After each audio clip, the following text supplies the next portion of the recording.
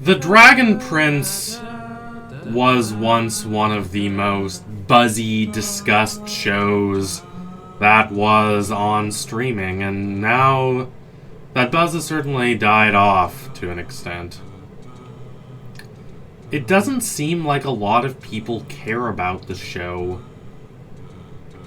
the way they once did. Now, I lament this as someone who has made quite a few videos about the show, but more than that, I'm just interested. Why has the buzz of the show so evaporated? To what extent is it because of the show itself, and to what extent is it because of factors that the showrunners really had very little control over? I think it's a bit of both, and I'm going to discuss why.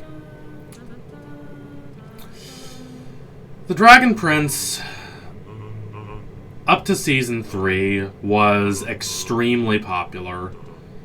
It was not as popular as Avatar or even as Korra, but it was one of the most frequently discussed shows in a little milieu that existed in the latter part of the 2010s and into the first part, maybe, of the 2020s, where there were a lot of animated shows from the West that people talked about, that people cared about, that people eagerly anticipated. Then, Season 3 of The Dragon Prince aired in 2019. In 2020, COVID hit, scrambling everyone's basic perceptions of time and space. And expectations changed for The Dragon Prince.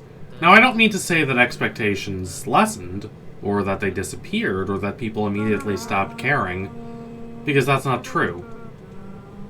Certainly, after the long hiatus the show took, which was in part because of COVID, and in part because they were waiting to be renewed by Netflix, there was some tapering off of the vehement boom of interest in the show that accompanied Season 3. But expectations were still quite high and still quite passionate. In fact, maybe a little too high and too passionate. The show was delayed for so long, and there were so many jokes about Season 4 that it ultimately became something unattainable. A bar that no physical, real show could match. This glimmering hope for what could come. This Season 4 that existed in everyone's minds, that they waited for with such passionate, anxious anticipation. A season that people did not think that they would ever get.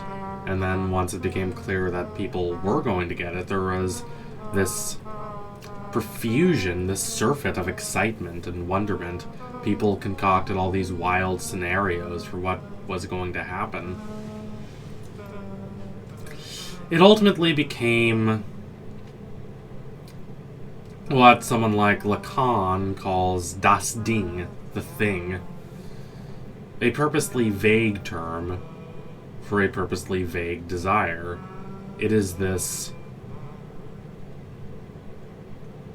yearning for this passionate, wild, all-fulfilling, all-revitalizing yearning that we wrongly and correctly attach to a concrete material object.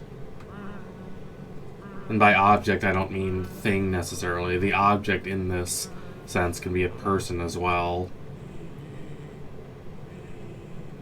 Or it can be a political party. It can be anything.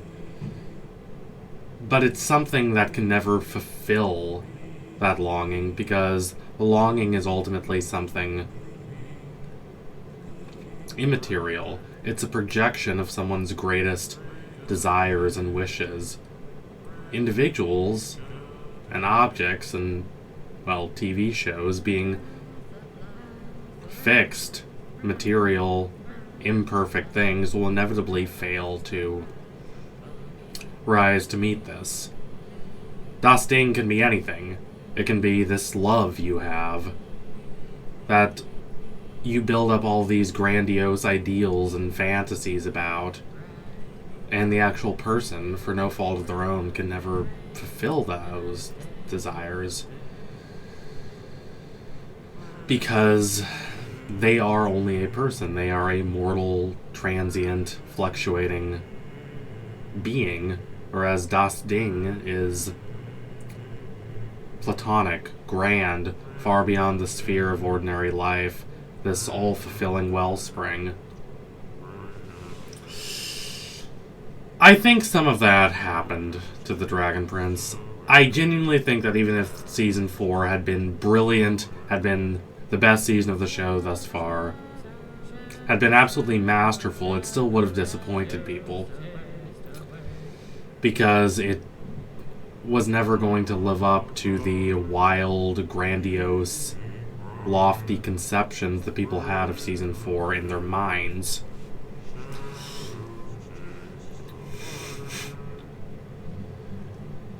That said, there are problems with Season 4. I do not really see it as a significant drop-off from the previous 3 seasons. But some people did. That's fine, that's their opinion. But even if we are to, for the purpose of theory, accept that, say that Season 4 is a drop-off, what about Season 5? Season 5, for a lot of people, was significantly better. The buzz was significantly more positive. The people who watched it said that they liked it. Maybe not as much as Season 3, but it won a lot of people back, in my mind. And yet, the buzz for the show never returned.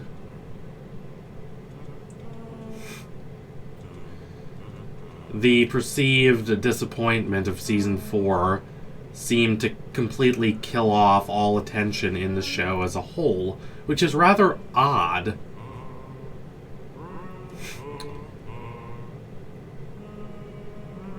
It's not like Season 4, whatever its fault, was a complete turn in direction.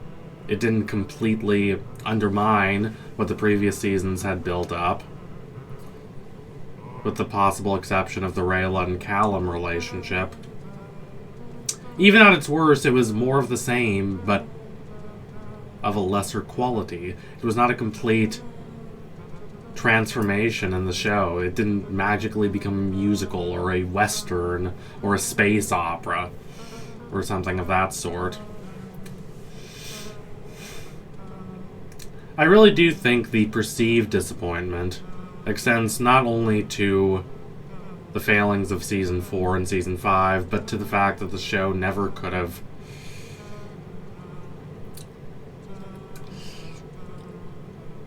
really fit this wild, platonic conception of what people thought it would be. And there are other factors too.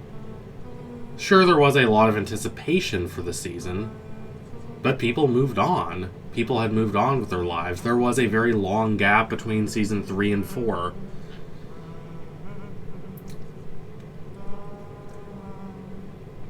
People develop other interests. People grow out of their fascination with a certain media, with a certain work, with a certain show or film or whatever.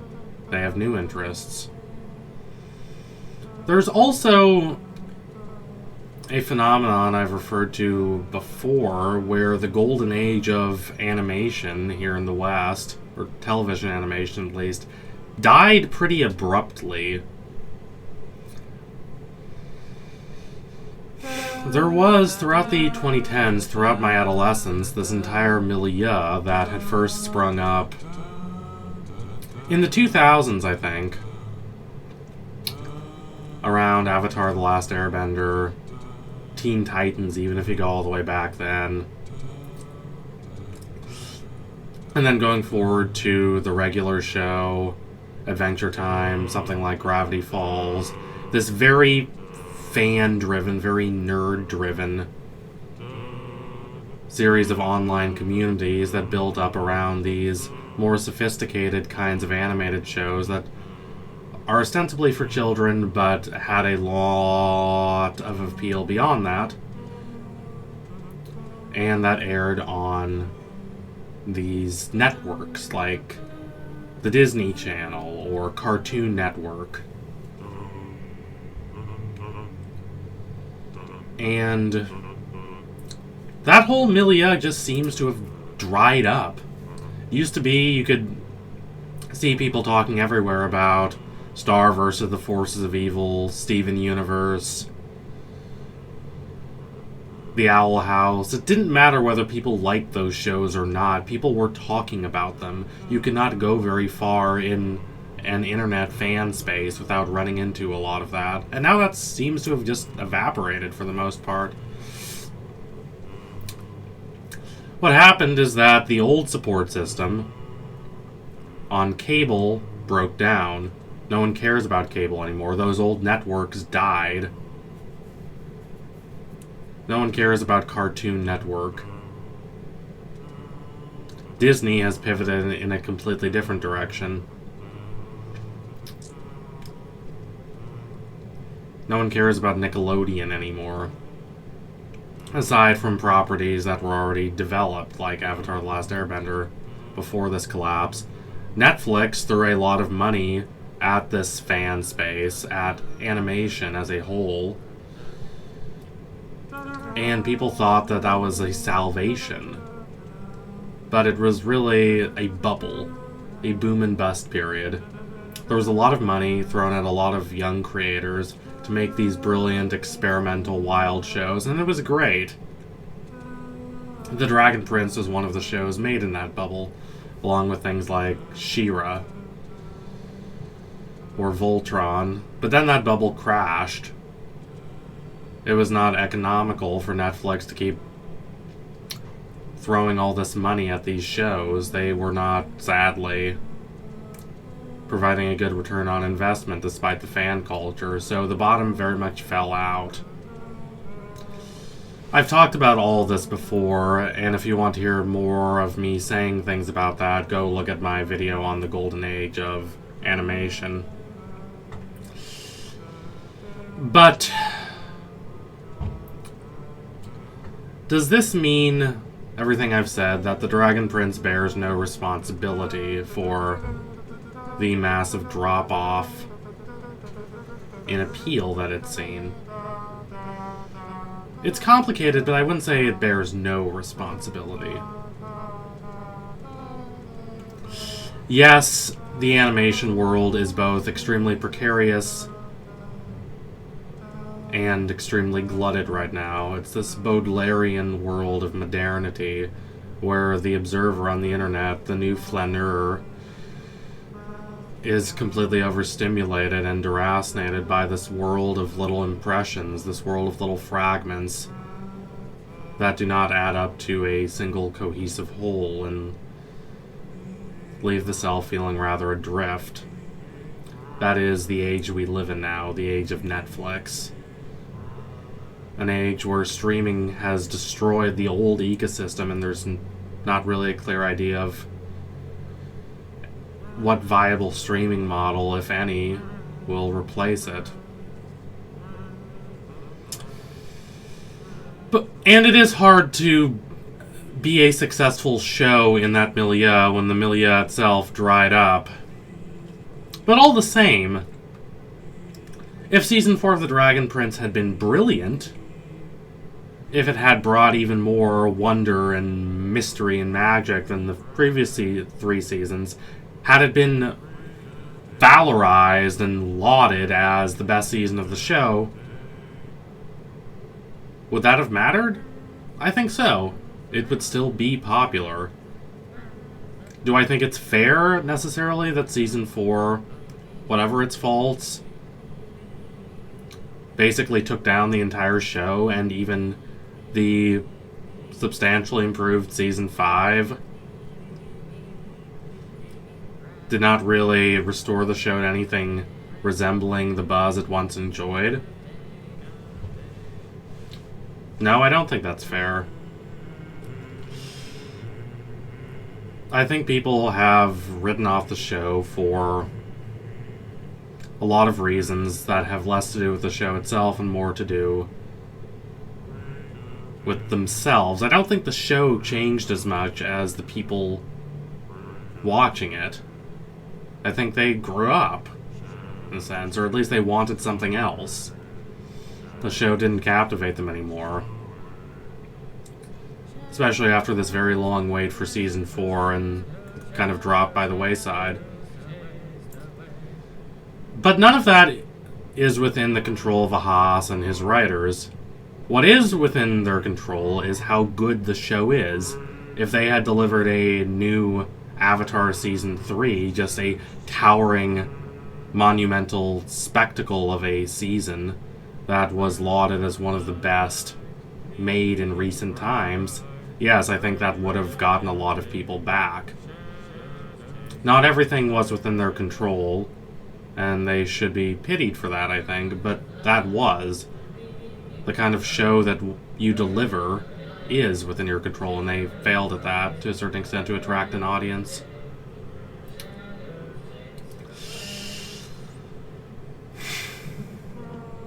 Still, I'm hopeful for Season 6, and I hope a lot of y'all who still watch these videos will watch it with me. So anyway, tune in soon for my next analysis. It will be coming soon, I promise you that. Thank y'all again. Keep watching The Dragon Prince. Sorry the tone of this one was so negative, but I have to tell things as they are. Adios, comrades.